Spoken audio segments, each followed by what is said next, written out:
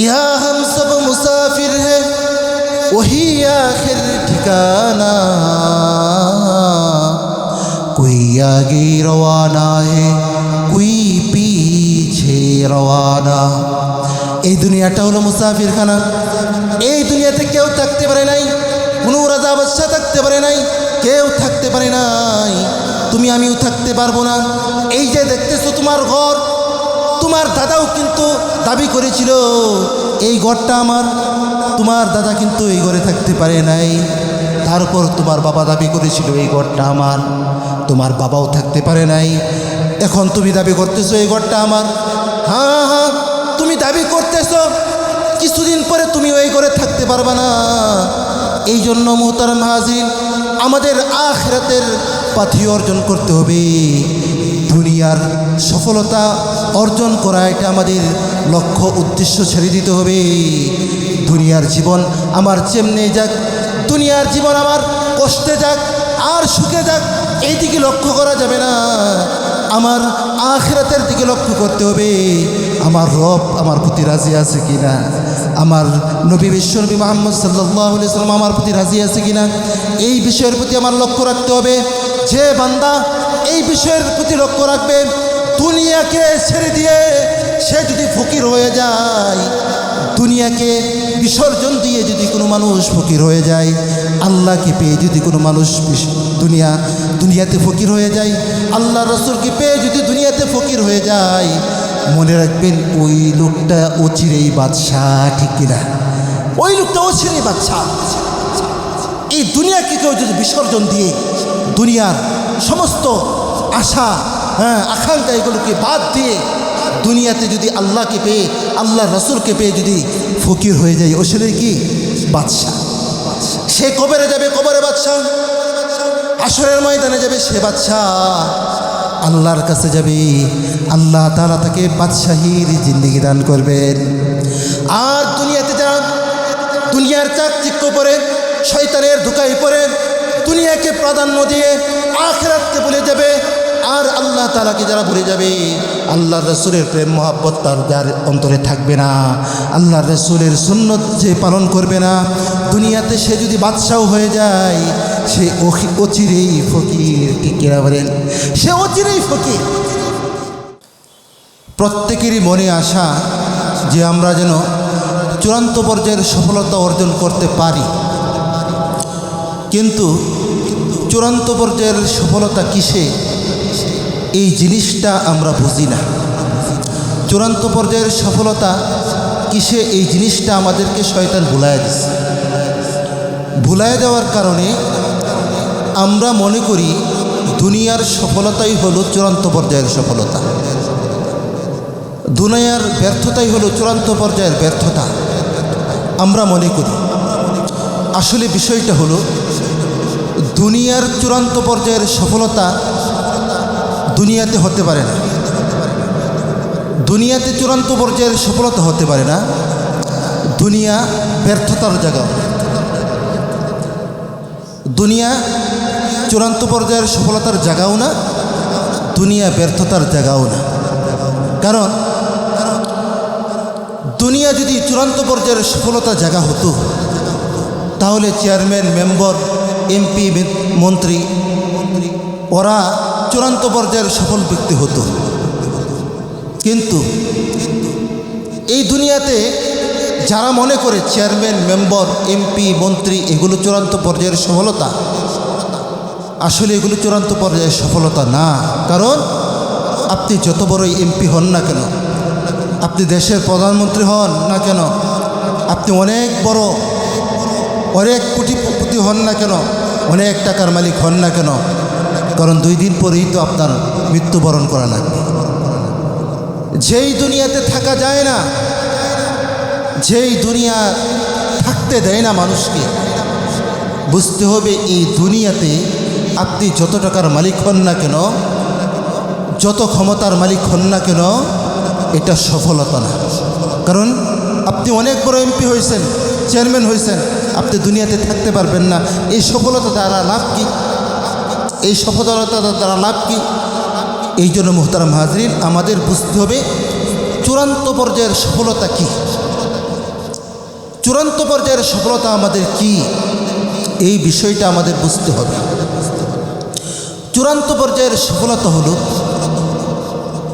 আল্লাহ তাআলাকে রাজি খুশি করে আল্লাহর তৈরি জান্নাত পাওয়া। এটাই হলো চূড়ান্ত পর্যায়ের সফলতা। আল্লাহ তাআলা বলেন, ফামান যুহজিহা আনিন নার ওয়া উদখিলাল জান্নাতা ফাকাদ ফাজ ওয়া মাল হায়াতুদ দুনিয়া ইল্লা মাতাউল গুরুর। আল্লাহ রাব্বুল আলামিন বলেন, ও গোলাম আমার, এই দুনিয়ার সফলতা আসল সফলতা না। তুমি যদি চিরস্থায়ী জাহান্নাম থেকে মুক্তি পেয়ে চিরস্থায়ী জান্নাতের মালিকানা অর্জন করতে পারো, তাহলেই তুমি হবা চূড়ান্ত পর্যায়ের সফল ব্যক্তি। আল্লাহ তাআলা সুস্পষ্ট করে দিয়েছেন যে দুনিয়ার সফলতা আসল সফলতা না, দুনিয়ার ব্যর্থতাও আসল ব্যর্থতা নয়। কারণ এই দুনিয়াতে কেউ থাকতে পারবে না। তাহলে দুনিয়া কিসের জন্য? আমরা কেউ থাকতে পারবো না, দুনিয়া কিসের জন্য? বুঝতে হবে দুনিয়া কিসের জন্য। আল্লাহ তাআলা দুনিয়া কিসের জন্য আমাদের এটাকে সুস্পষ্টভাবে আল্লাহ তাআলা উল্লেখ করেছেন। আল্লাহ তাআলা বলেন, ওয়ামা খালাকতুল জিন্না ওয়াল ইনসা ইল্লা লিয়াবুদুন। আল্লাহ তাআলা বলেন যে জিন এবং মানুষকে আমি দুনিয়াতে পাঠাইছি, আমি সৃষ্টি করেছি কেন? আমার ইবাদত বন্দেগী করার জন্য, আমার ইবাদত বন্দেগী করার জন্য, আমার দাসত্ব করার জন্য। তাহলে সুস্পষ্ট হয়ে গেল, আমাদের সুস্পষ্ট হয়ে গেল যে দুনিয়া কিসের জন্য। আল্লাহ তাআলা বলেছেন দুনিয়াটা হলো তোমার গোলামি করার জন্য, রবের গোলামি করার জন্য। আর তোমার সফলতা হলো এই দুনিয়াতে তুমি আল্লাহর গোলামি করবা, রবের গোলামি করবা, আল্লাহকে খুশি করবা। এটার দ্বারাই তোমার আখিরাতের সফলতা অর্জন হবে, আখিরাতের সফলতা অর্জন হবে। এই জন্য মুহতারাম হাজরিন, এই দুনিয়া আমাদের সফলতার জায়গা না। হ্যাঁ, এই দুনিয়াতে আমাদের গোলামি করতে হবে, রবের গোলামি করতে হবে। রবের গোলামি যদি আমরা করি, এই দুনিয়াতেই আমরা জান্নাত অর্জন করতে পারবো। এই জন্য মুহতারাম হাজরিন, এই দুনিয়াটা হলো আমাদের গোলামির জায়গা। আমরা কার গোলাম? আল্লাহর গোলাম, আল্লাহর গোলাম। মুহতারাম হাজরিন, আমরা তো পৃথিবীতে অনেক দামি বস্তু, অনেক জিনিসকে মনে করি, যেরকম তেলের খনি, গ্যাসের খনি, আরও যত ধরনের খনি আছে, সব খনিকে আমরা অনেক দামি মনে করি। দামি মনে করি না? দামি মনে করি, মনে হয় এগুলোর অনেক দাম। কিন্তু আপনি লক্ষ্য করে দেখবেন, তেলের খনি বলেন, গ্যাসের খনি বলেন, সব কিছু দেখেন, এই সব কিছু কিন্তু আমাদের পায়ের নিচে, পায়ের নিচে, মানুষের পায়ের নিচে হলো সমস্ত খনি। তেলের খনি বলেন, গ্যাসের খনি বলেন, যত যত মহা সম্পদ, মূল্যবান সম্পদ, সব কিছু মানুষের পায়ের নিচে। কেন? আল্লাহ বুঝাইতে চাচ্ছেন, ও বান্দা, তোমাকে আমি সৃষ্টি করেছি, তুমি আমার গোলামি করবা। আর পৃথিবীতে যত মহামূল্যবান সম্পদ আছে, এগুলো হচ্ছে তোমার পায়ের নিচে, এগুলো হলো তোমার গোলাম। কি? এগুলো হলো কি? তোমার গোলাম। গ্যাসের খনি বলেন, যত মহামূল্যবান সম্পদ, সবগুলো পায়ের নিচে আল্লাহ রাখছেন। বুঝাইতে চাচ্ছেন, ও বান্দা, এই খনিগুলো হলো, অত মহামূল্যবান সম্পদগুলো হলো তোমার পায়ের নিচে, এইগুলো হচ্ছে তোমার গোলাম। আর তোমাকে বানাইছে আমার গোলামি করার জন্য, তোমাকে বানাইছি আমাকে ডাকার জন্য। তোমার মুখ দিয়ে আমাকে রব বলে ডাকবা, এই ডাক শোনার জন্য আমি আল্লাহ তোমাকে বানাইছি। আর যা কিছু আছে সব আমাদের গোলামি করার জন্য আল্লাহ বানাইছে, আমাদের গোলামি করার জন্য বানাইছে। এই জন্য আল্লাহ তাআলা এই পৃথিবীতে যা কিছু সৃষ্টি করেছেন, আসমান বলেন, জমিন বলেন, লৌহ কলম বলেন, আরশে আজিম বলেন, যা কিছু আল্লাহ সৃষ্টি করেছেন, এই সব কিছু আল্লাহ তাআলা কুন নামক শব্দ দ্বারা বানাইছে। কুন নামক শব্দ, আল্লাহ বলছেন কুন ফায়াকুন, হয়ে গেছে। কিন্তু আল্লাহ তাআলা আমাকে আপনাকে আশরাফুল মাখলুকাত আমাদেরকে বানাইছেন। কেন? কিভাবে বানাইছেন? আল্লাহ তাআলা মায়া কইরা, ভালোবাসা, মহব্বত কইরা আমাদেরকে বানাইছে। আর পৃথিবীতে আমরা যা কিছু দেখতেছি, আকাশ, জমিন, পাহাড়, পর্বতমালা, লৌহ কলম, এগুলো আমরা দেখি না। যা কিছু মহামূল্যবান আল্লাহ তাআলা বানাইছেন, সব কিছু আল্লাহ তাআলা কোন নামক শব্দ দ্বারা বানাইছেন। আর আমাদেরকে আল্লাহ তাআলা প্রেম, ভালোবাসা, মহব্বত দিয়া বানাইছেন। আল্লাহর কুদরতি হাত দ্বারা আমাদেরকে বানাইছে। আল্লাহর কুদরতি হাত দ্বারা বানাইছেন। কেন? কারণ হচ্ছে দুনিয়ার সব কিছু দামি দামি বস্তু আমাদের গোলামি করবে, আর আমরা কার গোলামি করব? আল্লাহর গোলামি করব। এই জন্য আল্লাহ তাআলা আমাদের কি কুদরতি হাত দ্বারা ভালোবাসা, মহব্বত করে বানাইছেন। আমাদের বাবা আদম, তার পেশানি, কপালটাকে আল্লাহ তাআলা কুদরতি হাত দ্বারা বানাইছে। জিবরাইল আলাইহিস সালাতু ওয়াস সালাম বলে, ওগো আল্লাহ, আমাকে নূর দ্বারা বানাইছেন, আমাকে নূর দ্বারা বানাইছেন। আর আদমকে বানাইছেন মাটি দিয়া, আদমকে বানাইছেন মাটি দিয়া। এই মাটি দেওয়া বানানোর পর আপনি আদমের কপালটা আপনার কুদরতি হাত দ্বারা বানাইছেন। আর আমাকে নূর দ্বারা বানাইছেন, আমার কপালটা আপনার কুদরতি হাত দ্বারা বানান নাই। কুদরতি হাত দ্বারা বানান নাই কেন? আল্লাহ তাআলা তখন জিবরাইল আলাইহিস সালাতু ওয়াস সালামকে বলেন, ও জিবরাইল, আমি আমার আদমের কপালটাকে কেন বানাইছি কুদরতি হাত দ্বারা? কারণ আদম আমার গোলামি করবে। বলেন না সুবহানাল্লাহ। আদম আমার গোলামি করবে। সকালবেলা সে তার কপাল দ্বারা আমাকে সেজদা দিবে, দুপুরেও আমাকে সেজদা দিবে, বিকালেও আমাকে সেজদা দিবে, রাতের বেলাও আমাকে সেজদা দিবে। আল্লাহ তাআলা জিবরাইল আলাইহিস সালাতু ওয়াস সালামকে বুঝাইতে লাগলেন, ও জিবরাইল, যে আদম আমাকে সকালবেলা সেজদা দিবে, দুপুরেও সেজদা দিবে, সন্ধ্যাও সেজদা দিবে, রাতেও সেজদা দিবে, আমার গোলামি করবে, ওই আদমের কপালটা কোন নামক শব্দ দ্বারা বানাইলে হয় না? ওই আদমের কপালটা আমি আমার কুদরতি হাত দ্বারা বানাইছি। কেন? ওই আদমের কপালটা আমার কুদরতি পায়ে সেজদা দিবে। বলেন না সুবহানাল্লাহ। এই আদম সন্তান আল্লাহর কুদরতি পায়ে সেজদা দিবে।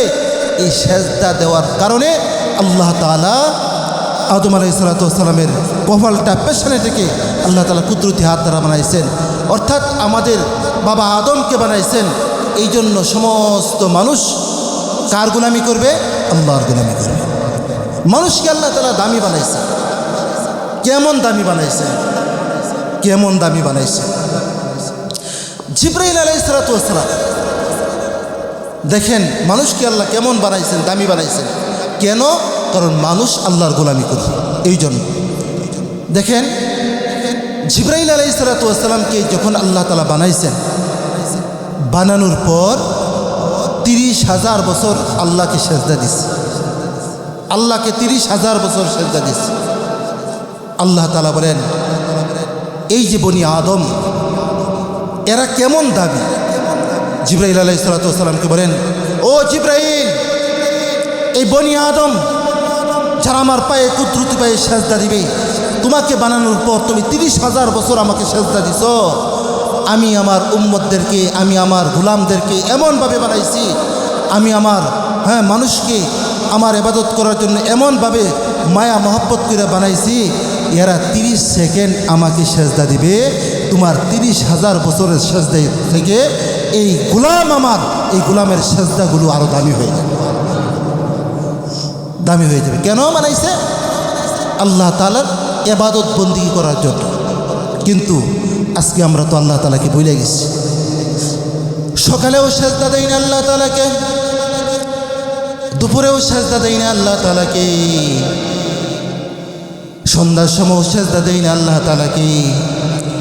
মুহতারাম হাজরিন, বন্ধুদের আড্ডায় পড়ে নামাজের সময় চলে যাই, এমন সময় নামাজের সময় আল্লাহ তাআলা কুদরতিভাবে আমাদেরকে ডাক দেন।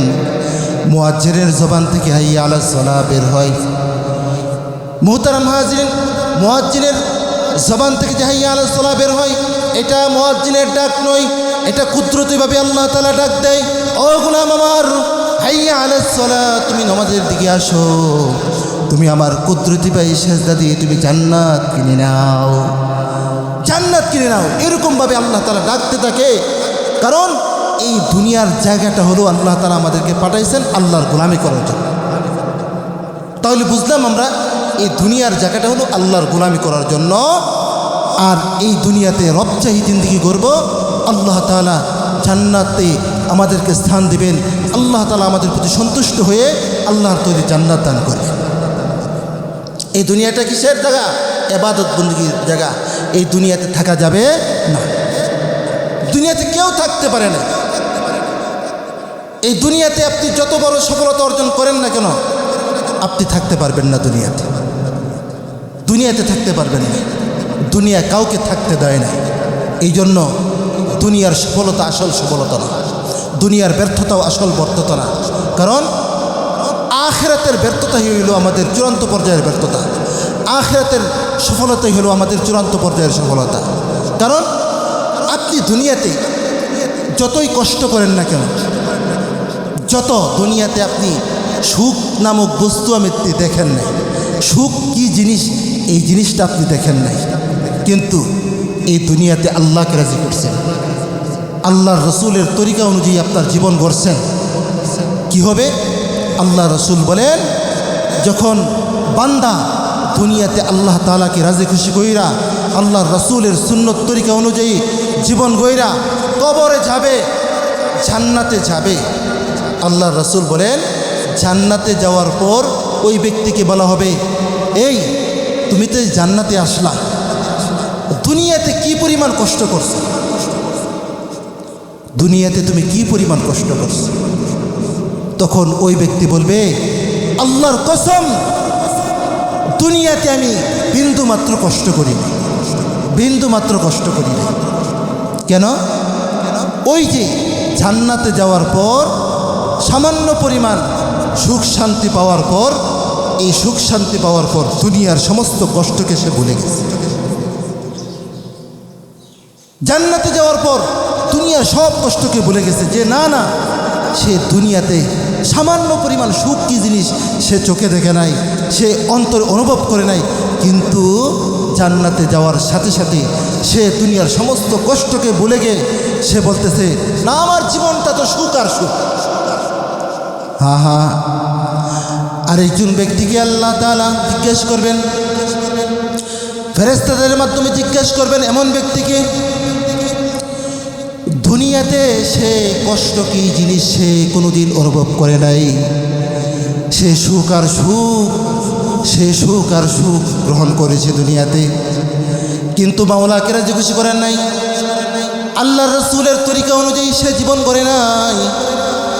এমন ব্যক্তিকে আল্লাহ তাআলা যখন জাহান্নামে দেওয়ার পর তাকে জিজ্ঞেস করা হবে, ও ব্যক্তি, ও আমার বান্দা, তুমি কি দুনিয়াতে কোনো সময় কষ্ট অনুভব করছো নি? ওই ব্যক্তি তখন বলতে লাগবে, আল্লাহর কসম, জাহান্নামের শাস্তি পাওয়ার পর সে বলতে লাগবে, আল্লাহর কসম, দুনিয়াতে আমি সুখ কি জিনিস, আমি এই সুখ কি জিনিস এটা আমি অনুভব করি নাই, দুনিয়াতে সুখ বলতে আমি কি জিনিস এটা আমি বুঝি নাই।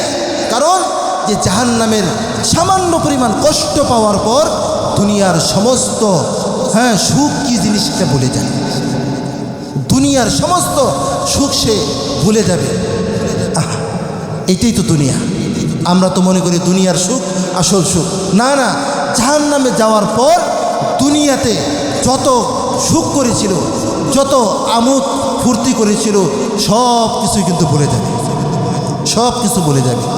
এই জন্য মোহতারাম হাজরিন, এই দুনিয়া থাকার জায়গা না, এই দুনিয়া থেকে আমাদের চলে যেতে হবে। আমাদের ঠিকানা কোথায়? জান্নাত।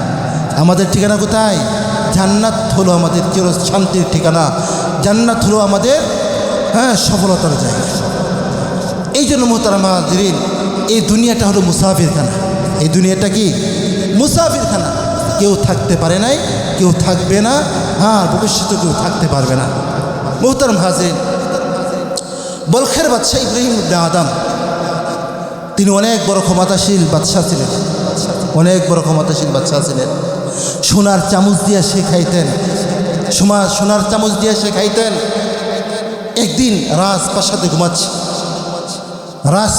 ঘুমাচ্ছে, এমন সময় এক মুসাফির ব্যক্তি এসে বাদশার দরবারে দরজাতে কড়া নাড়লেন, ডাক দিলেন, ও বাদশাহ, আমি আজকে আপনার এই মুসাফিরখানায় ঘুমাবো, আমি আপনার এই মুসাফিরখানায় ঘুমাবো। তখন বাদশাহ বললে, আরে পাগল, এটা তো মুসাফিরখানা না, এটা হচ্ছে রাজপ্রাসাদ। ওই যে দেখো ওইটা হলো মুসাফিরখানা, ওইটা হলো মুসাফিরখানা। মুসাফির ব্যক্তি বলতে লাগলো, না না বাদশাহ, এটাই হলো মুসাফিরখানা, এটা রাজপ্রাসাদ না, এটাই হলো মুসাফিরখানা, এটাই হলো মুসাফিরখানা। তখন বাদশাহ বলল, কেমনে মুসাফিরখানা এটা, বলো কেমনে, বুঝাও আমাকে, এটা মুসাফিরখানা কেমনে? তখন ওই মুসাফির ব্যক্তি বলতে লাগলো, ও বাদশাহ, আচ্ছা বলেন তো দেখি, যে 50 বছর আগে এই ঘরে কে ছিল? ও আমার দাদা ছিল, তারপর আমার বাবা ছিল, এখন আমি। আচ্ছা বলেন তো দেখি বাদশাহ, 50 বছর পর এখানে কে থাকবে? তখন বাদশাহ বলতে লাগলো, 50 বছর পর আমার সন্তান থাকবে, আমার নাতিরা থাকবে। তখন মুসাফির ব্যক্তি বলতে লাগলো, ও বাদশাহ, যে ঘরের এত মালিক পরিবর্তন হয়, এটা তো রাজপ্রাসাদ হতে পারে না, এটাই হলো মুসাফিরখানা, ঠিক কিনা বলেন? ইয়া হাম সব মুসাফির হে, ওহি আখির ঠিকানা, কোই আগে রওয়ানা হে, কোই পিছে রওয়ানা। এই দুনিয়াটা হলো মুসাফিরখানা। এই দুনিয়াতে কেউ থাকতে পারে নাই, কোনো রাজা বাদশাহ থাকতে পারে নাই, কেউ থাকতে পারে নাই, তুমি আমিও থাকতে পারবো না। এই যে দেখতেছো তোমার ঘর, তোমার দাদাও কিন্তু দাবি করেছিল এই ঘরটা আমার, তোমার দাদা কিন্তু এই ঘরে থাকতে পারে নাই। তারপর তোমার বাবা দাবি করেছিল এই ঘরটা আমার, তোমার বাবাও থাকতে পারে নাই। এখন তুমি দাবি করতেছো এই ঘরটা আমার। হ্যাঁ, তুমি দাবি করতেছো, কিছুদিন পরে তুমি ওই ঘরে থাকতে পারবে না। এই জন্য মুহতারাম হাজির, আমাদের আখিরাতের পাথি অর্জন করতে হবে। দুনিয়ার সফলতা অর্জন করা, এটা আমাদের লক্ষ্য উদ্দেশ্য ছেড়ে দিতে হবে। দুনিয়ার জীবন আমার যেমনে যাক, দুনিয়ার জীবন আমার কষ্টে যাক আর সুখে যাক, এই দিকে লক্ষ্য করা যাবে না। আমার আখিরাতের দিকে লক্ষ্য করতে হবে। আমার রব আমার প্রতি রাজি আছে কিনা, আমার নবী বিশ্বনবী মুহাম্মদ সাল্লাল্লাহু আলাইহি ওয়াসাল্লাম আমার প্রতি রাজি আছে কিনা, এই বিষয়ের প্রতি আমার লক্ষ্য রাখতে হবে। যে বান্দা এই বিষয়ের প্রতি লক্ষ্য রাখবে, দুনিয়াকে ছেড়ে দিয়ে সে যদি ফকির হয়ে যায়, দুনিয়াকে বিসর্জন দিয়ে যদি কোনো মানুষ ফকির হয়ে যায়, আল্লাহকে পেয়ে যদি কোনো মানুষ দুনিয়াতে ফকির হয়ে যায়, আল্লাহ রসুলকে পেয়ে যদি দুনিয়াতে ফকির হয়ে যায়, মনে রাখবেন ওই লোকটা অচিরেই বাদশাহ, ঠিক কিনা? ওই লোকটা অচিরেই বাদশাহ। এই দুনিয়াকে কেউ যদি বিসর্জন দিয়ে দুনিয়ার সমস্ত আশা আকাঙ্ক্ষা এগুলোকে বাদ দিয়ে দুনিয়াতে যদি আল্লাহকে পেয়ে, আল্লাহ রসুলকে পেয়ে যদি ফকির হয়ে যায়, ও সেটাই কি বাদশাহ। সে কবরে যাবে, কবরে বাদশাহ, হাসরের ময়দানে যাবে সে বাদশাহ, আল্লাহর কাছে যাবে, আল্লাহ তাআলা তাকে বাদশাহীর জিন্দেগি দান করবেন।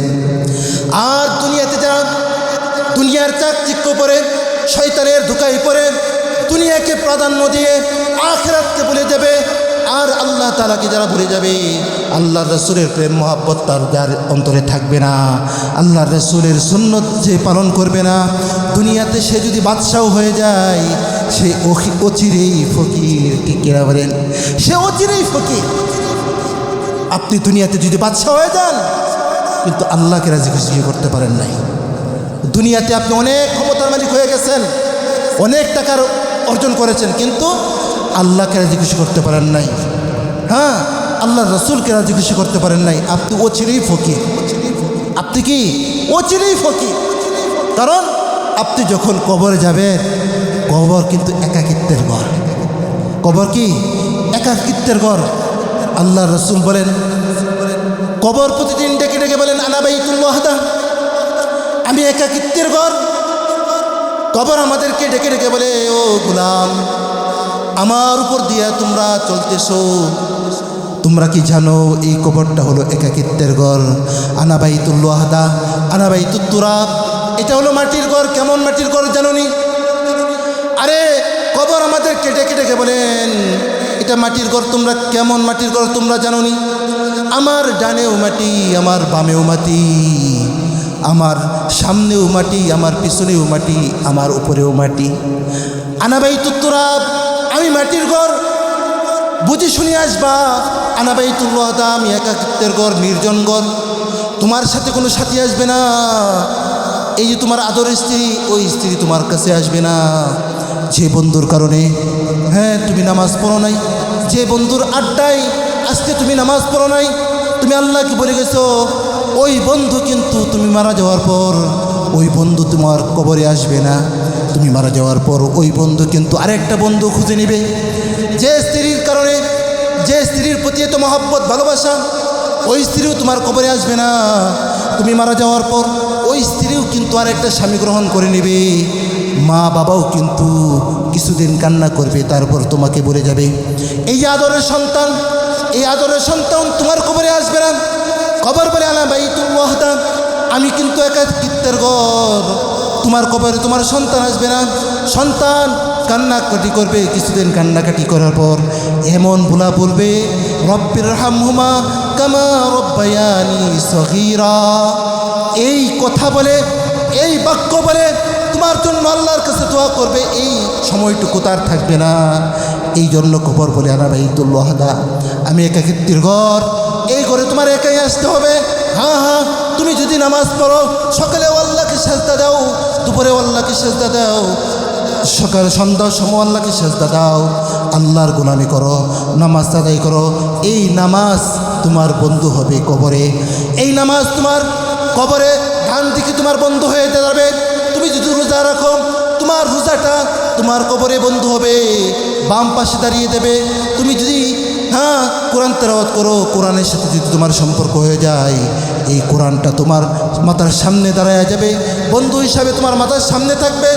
আর তুমি যদি তোমার মা বাবার খেদমত করো, তোমার মা বাবার খেদমতটা তোমার পায়ের কাছে দাঁড়ায় যাবে। এই সমস্ত আমলগুলো তোমার সাথী হবে। আর দুনিয়াতে কোনো সাথী তোমার কবরে যাবে না। স্ত্রী বলেন, এত আদরের স্ত্রী, এত আদরের সন্তান, কেউ কিন্তু কবরে আমার যাবে না, কেউ যাবে না। আমার বন্ধু, যে বন্ধুর পিছনে আড্ডায় পড়ে, তাশতলে বসে আমি নামাজ কাজা করতেছি, একদিক দিয়া বলে, হাইয়া আলাস সালাহ, নামাজের দিকে আসো। মুয়াজ্জিনে ডাকতেছে, হাইয়া আলাস সালাহ।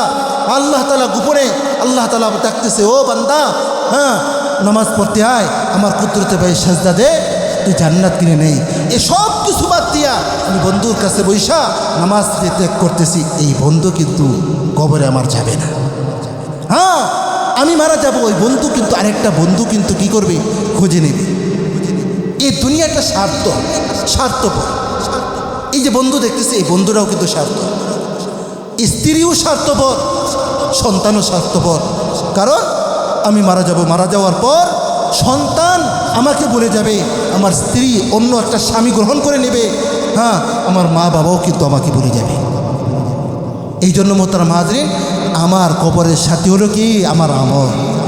আমার নামাজ হলো আমার কবরের সাথী, আমার রোজা হলো আমার কবরের সাথী, আমার যাকাত হলো আমার কবরের সাথী, আমার কোরআন তেলাওয়াত হলো আমার কবরের সাথী, আমার মা বাবার খেদমত হলো কোরআনের সাথী, কবরের সাথে। আর কিচ্ছু যাবে না। কিন্তু আমরা তো দুনিয়ার পিছনে ঘুরতেছি, দুনিয়া। আরে দুনিয়া তো সাহাবায়ে কেরাম লাথি মেরা ছাইড়া দিছে। আল্লাহর ওলিরা, আল্লাহর প্রিয় বান্দারা দুনিয়াকে লাথি মেরে ছেড়ে দিয়েছেন, দুনিয়ার সমস্ত কষ্টকে বিসর্জন দিয়েছেন, আখিরাতকে প্রাধান্য দিয়েছেন, আল্লাহর জান্নাতকে প্রাধান্য দিয়েছেন। ফেরাউনের স্ত্রী আসিয়া যখন গোপনে ঈমান আনছে, আল্লাহকে ভালোবাসা ঈমান আনছে।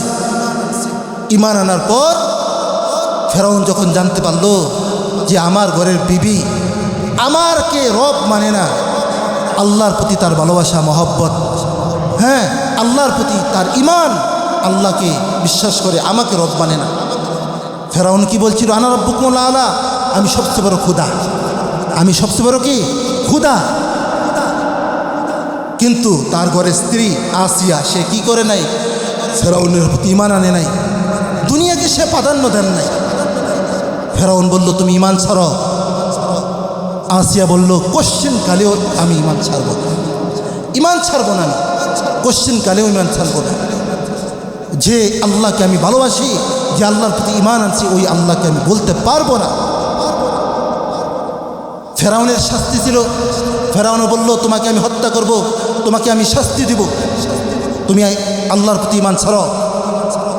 আসিয়া বলল না না, কোশ্চেন কালেও আমি ঈমান ছাড়তে পারবো না। ফেরাউন ছিল জিল আওতাদ, সে কি পেরে গোলা, তাকে বলা হয়তো পেরে গোলা। তার শাস্তি ছিল তাকে যে রব মানত না, আল্লাহ মানত না, তাকে কি করত? তার চামড়াগুলোকে ঝিলাইতো। ঝিলানোর পর দুইটা হাত এইভাবে রাখতো, দুইটা হাত বাঁধত, পেরেক গাড়তো, হাতের মাঝে পেরেক গাড়তো, হ্যাঁ পায়ের মাঝে পেরেক গাড়তো, চামড়াগুলো আমাকে রব মান। আসিয়া কিন্তু তার কথা কোনো ভূক্ষেপ করে নাই, আসিয়া কিন্তু ভূক্ষেপ করে নাই। আসিয়া বলতে লাগলো ওগো আল্লাহ, দেখেন কি প্রেম মহব্বত, আল্লাহর প্রতি ভালোবাসা, জান্নাতের প্রতি কত আগ্রহ ছিলেন।